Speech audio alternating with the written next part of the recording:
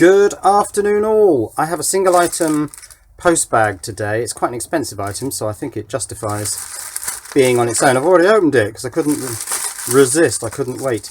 And it's this rather nice thing. I haven't opened this bag actually, to be fair. So, oh, that's not going to open easily, is it?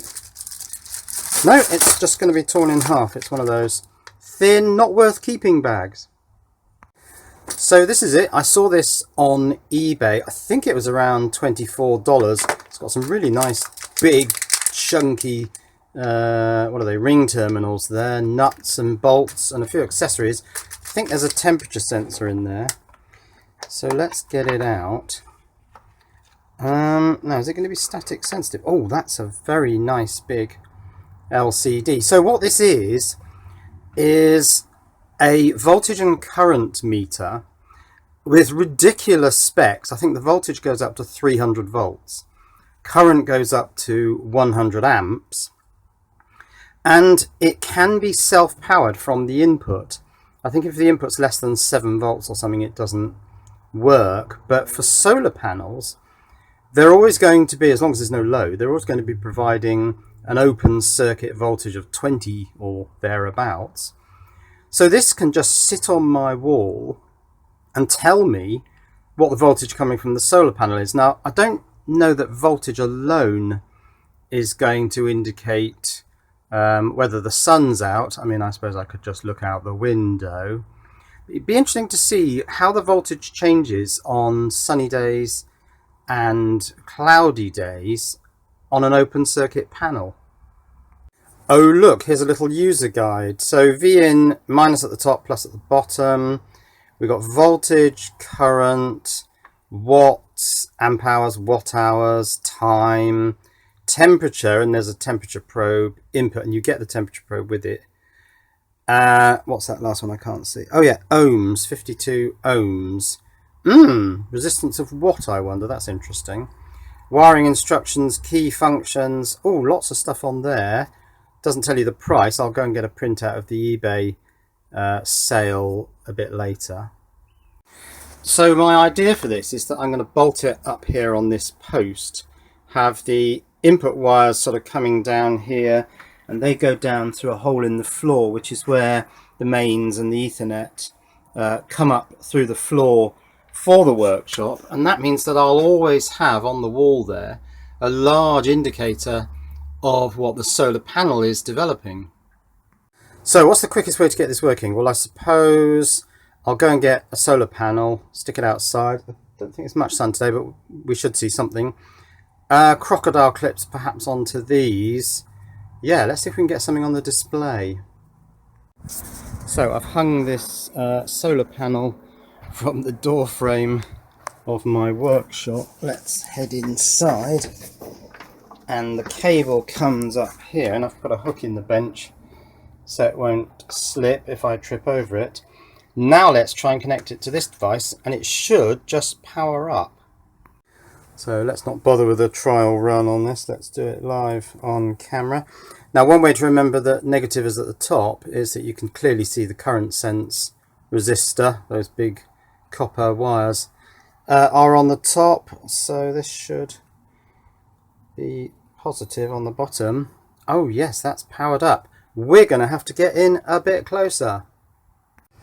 Oh, I don't like that display. I thought we saw... Oh, that's a reflection on the light. I thought we saw that it had voltage and current bigger than that. So let's start pressing the button and see what it does. Okay, so voltage 22.3. That's good. Current, and I've still got the little protector on. I tend to leave those on, so I think I'll do that. Naught, of course. That's what I wanted to see. 22.3 volts. Of course, there's no load on that. Could we put a load on that? I think I possibly could. This is a 24 volt bulb. Now, of course, when I put this on, it should pull... Actually, that's very flexible, isn't it?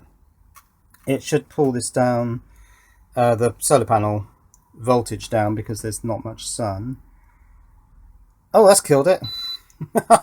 Yeah, I think that took the solar panel voltage down so much that it stopped working. fine. I'm not going to be able to run that bulb, am I? Okay, what else can we see? Oh, just a different layout. I'm not sure whether the data changed there. Oh, I could get the temperature sensor, couldn't I? Yes, let's see what temperature it is in the workshop. So I'm going to need this stuff in here, one of which is this temperature sensor on a wire. The rest of the stuff in here is all huge, great bolts, and because it's designed for a lot of current, I'm not likely to get that much current from my solar panels. Well, maybe if I strung them all together I could. Yeah, let's plug this in.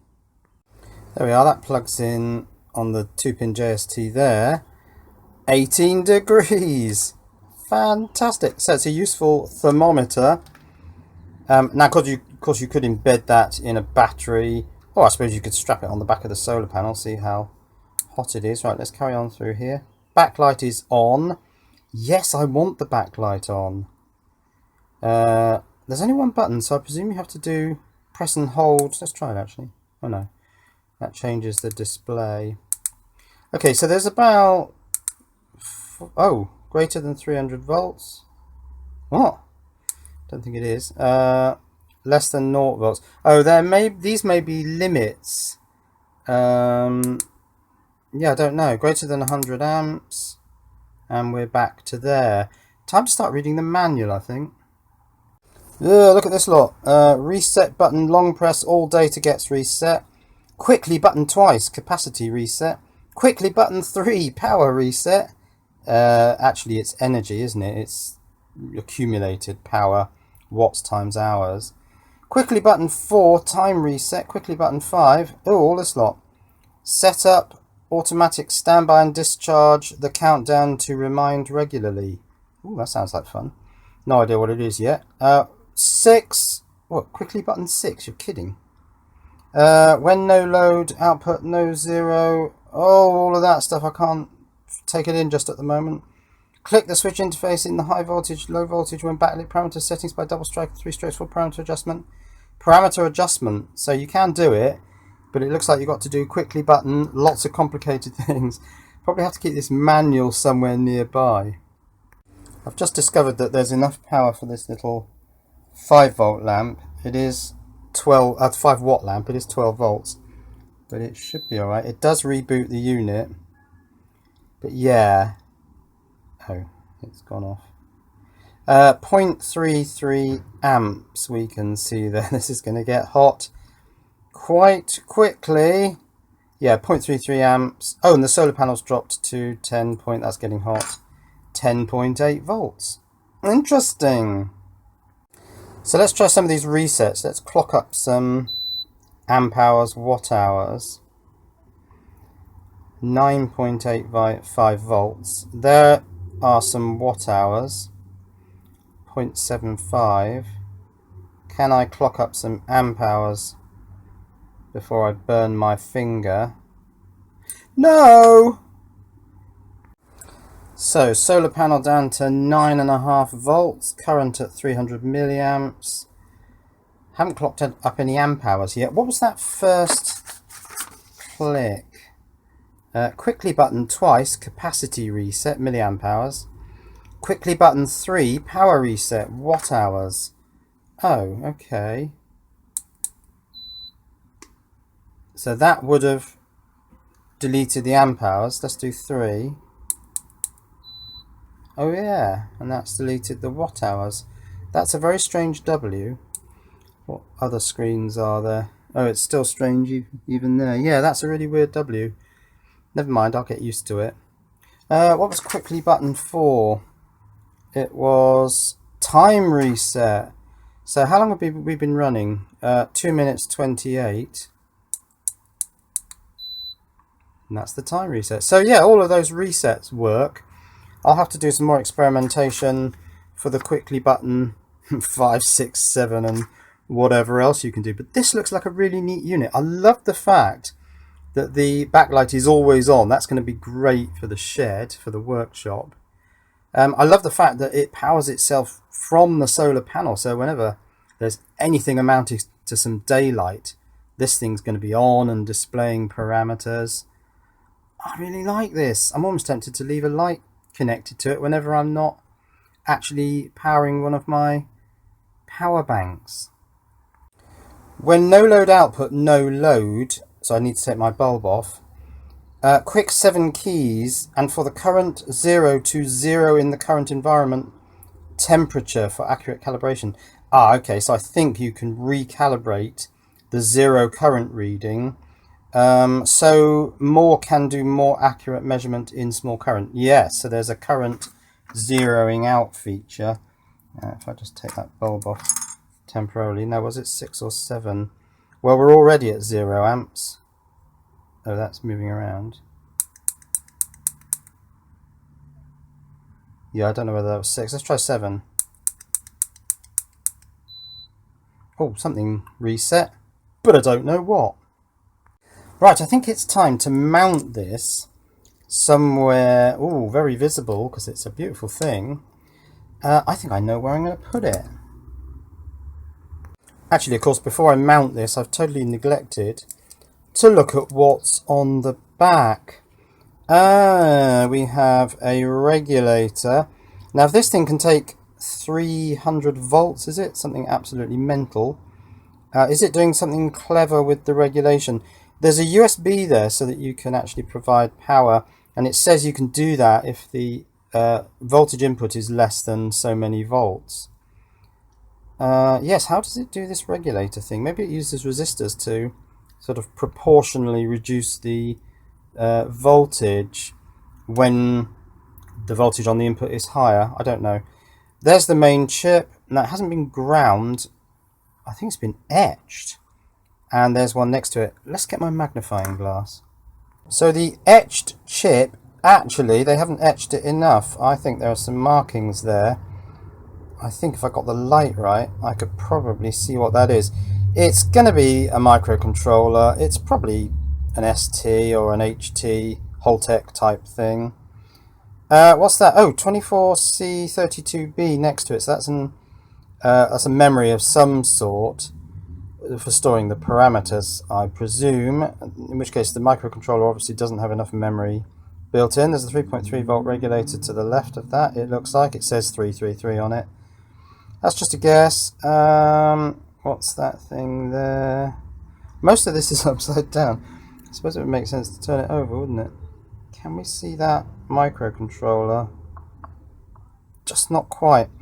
Some diodes, plenty of diodes, and that thing there, which is a something 6203A. It looks like a regulator. What's that one up there? Oh, there's a bit of muck on it, hiding the name. Try again. 3003, something like that. So not a huge amount on here. Microcontroller, memory, and some power components. Pretty much looks like it. It's just occurred to me that possibly one of the reasons that this particular microcontroller was chosen is that it probably has direct LCD drive, because there's the LCD connector. So yes, it probably has the ability to directly drive certain types of LCD, so they chose that. But also it doesn't have much memory, so then of course they had to put this external memory chip on there. Something along those lines. So I think this should go up here. I think that's going to look fantastic up there. And it just fits across the width of that 4-inch post. So let's get it mounted. Now I was thinking I need some standoffs for this. I don't have much, but I was just looking at this poly pipe. What if I just cut 4 1-inch lengths of poly pipe off? It's actually quite rigid, and use that for standoffs. Let's give it a try. So 4 1-inch lengths. Oh, I can't see what I'm doing with these glasses on. Let's take them off. If I turn that so that its convex side is down, I can get a better... Yeah, well, something like this anyway. 4 of those. Yes, that stood off enough that, well, nothing's going to try and live behind it, hopefully. And I can also get the bolt in and put the nut on. I'm doing this so I can put that light bulb on, so I can get some current and hopefully, where's the bulb? Hopefully clock up some amp hours. Now will that slide in there and sort of touch that? Probably will if I bend it a bit. I'll play with that. Oh, youch, we're maintaining 21 volts into that lamp. I don't think it's going to last long. Let's take that off. How do I cut down the amount of light? Fold up some of that folding solar panel, I guess. Yeah, the sun suddenly came out, so I've just laid it down on the ground there. Let's put the camera back in its mount. And yes, that's better. 11.7 volts, 0.33 amps. I'll leave it there for a bit to clock up some amp hours. Yeah, I think perhaps what I'll do is just leave this shot running for a bit, and we'll do a little bit of a time-lapse speed up in post kind of thing. Windows Movie Maker does do that.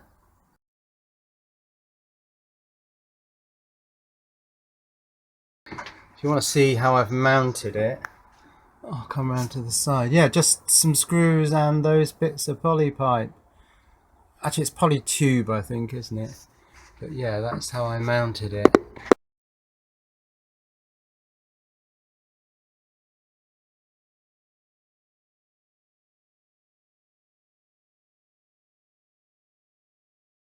So what was the double click? I think it was amp hour reset. Yeah, there it goes. Oh, why's that suddenly dropped to 6.34 volts? Something to do with the sun not being there, I guess.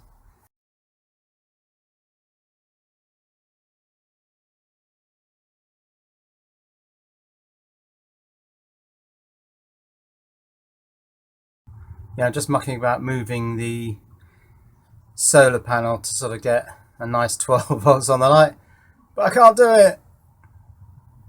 I can't get a perfect arrangement. Now I need to make these connections more permanent now.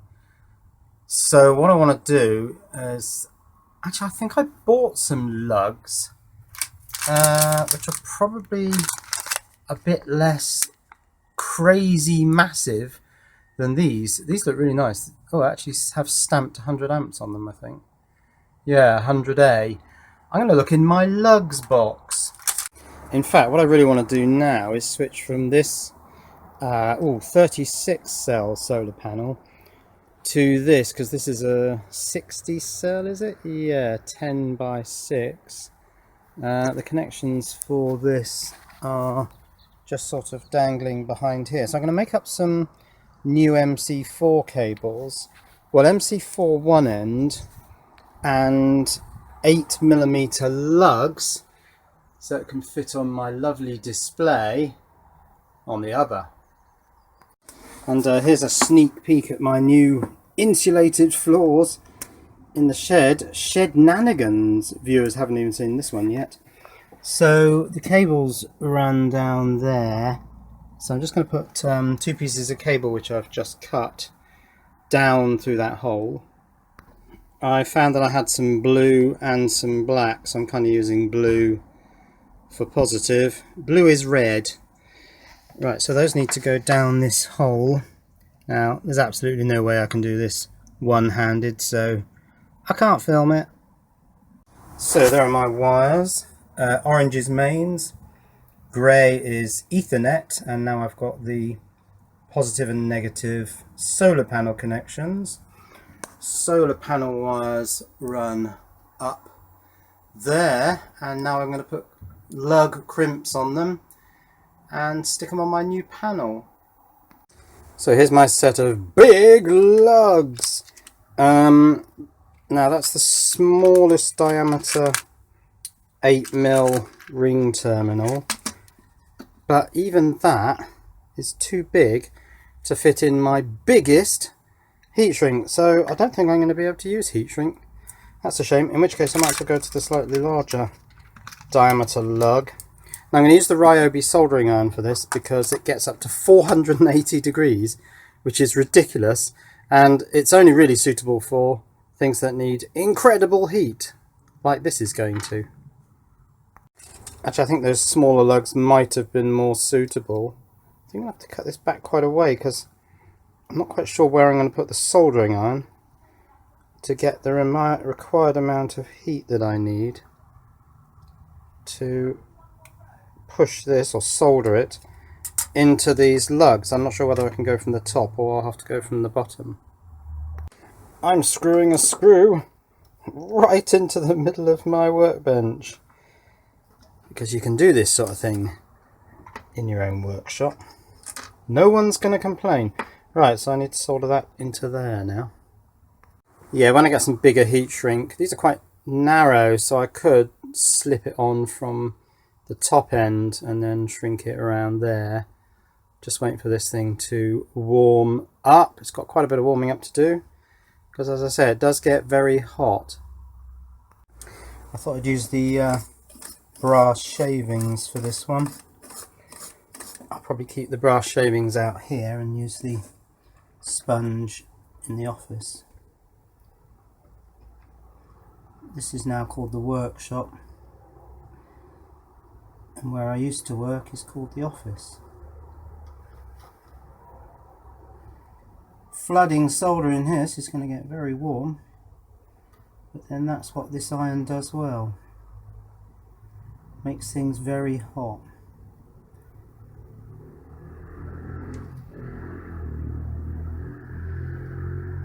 Probably to the extent that it'll scorch my shelf, but I don't mind too much.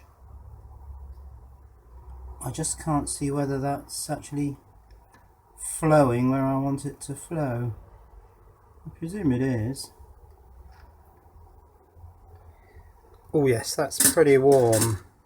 Right, let's let that cool down. And now the one for the positrons. Blue being the new red. Oh, that needs a bit of a clean. Doesn't clean terribly well.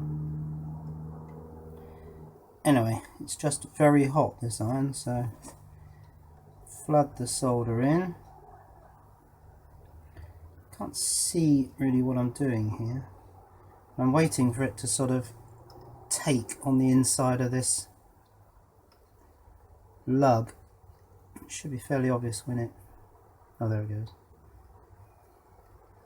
Now, can I get it on both sides? Yes. Which I don't think I really did with the other one.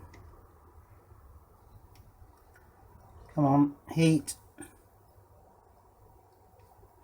Lots of solder. That looks pretty good. I'm happy with that.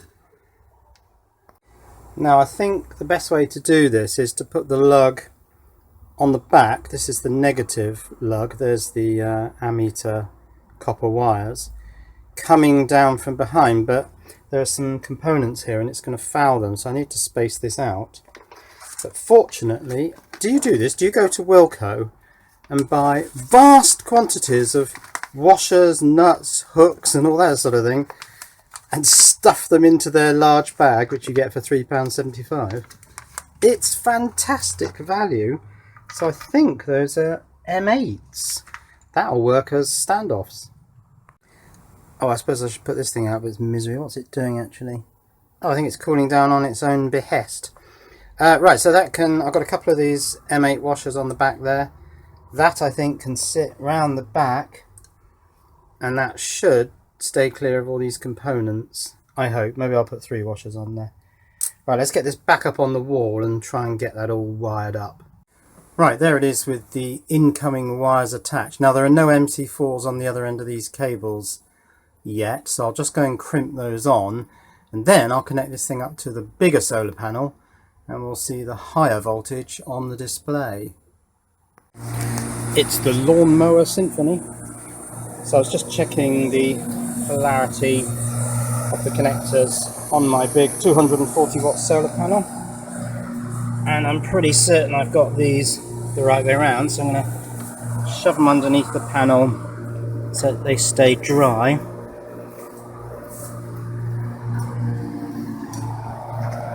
Okay, yeah, I kind of like that. I'll pick that up soon. I don't want that going all damp.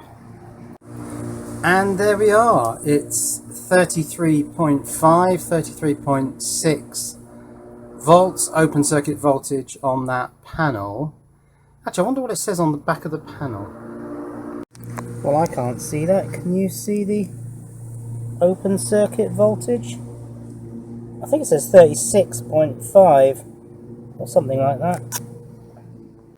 Well, I think we can forgive it for being a little bit low because it's pretty cloudy, although there is a bit of blue over there. And oh, now the cloud must have cleared a little bit, and we've got 33.9 volts, 34, and I think this looks rather good. It's quite difficult, this, because you've got a very well, you've got delicate components on a circuit board. It's not particularly thick either. They could have done with making the board a bit thicker. A display that you really don't want to crack, and then these massive nuts and bolts and thick cables. It's all a bit incongruous. And yeah, the sun's come out, kind of, almost. That was reading 35 volts. Right, this is item on eBay. Where's my pointer?